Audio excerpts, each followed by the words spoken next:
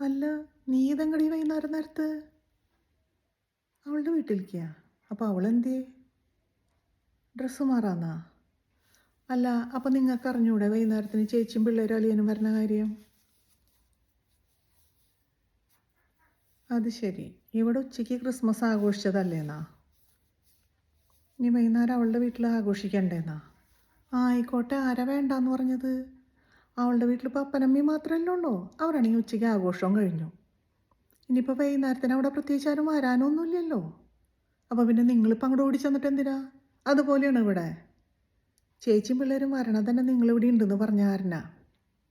അപ്പോൾ പിന്നെ നിങ്ങൾ പോയാൽ എങ്ങനെ ശരിയാവാ?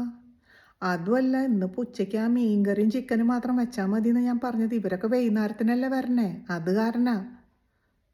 ഇനി പണികൾ എന്തോരം ബാക്കി കിടക്കണ്? അമ്മയില്ലേന്നാ? ദേ, എന്നെ കൊണ്ടൊന്നും കൂട്ടിയാൽ കൂടില്ലാട്ട് ഇവിടുത്തെ കാര്യങ്ങൾ ഒറ്റയ്ക്ക് ചെയ്യാനായിട്ട്.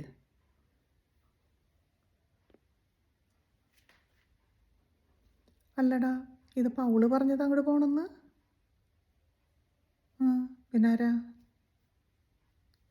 അത് ശരി. നാട്ടു നടപ്പ് അങ്ങനെയല്ലേന്ന്?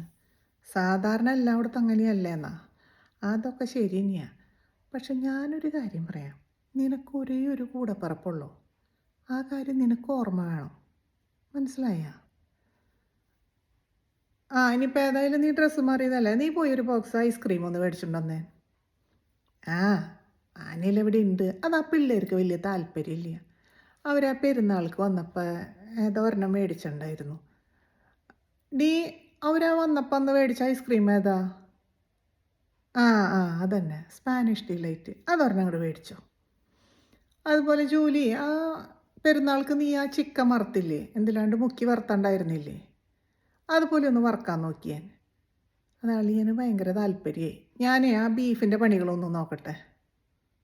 നീ ചെല്ലടാ, ഞങ്ങളുടെ നാളെ പോവാം. അവർ കുറച്ച് കഴിഞ്ഞ് ഞങ്ങളുടെ എത്തും.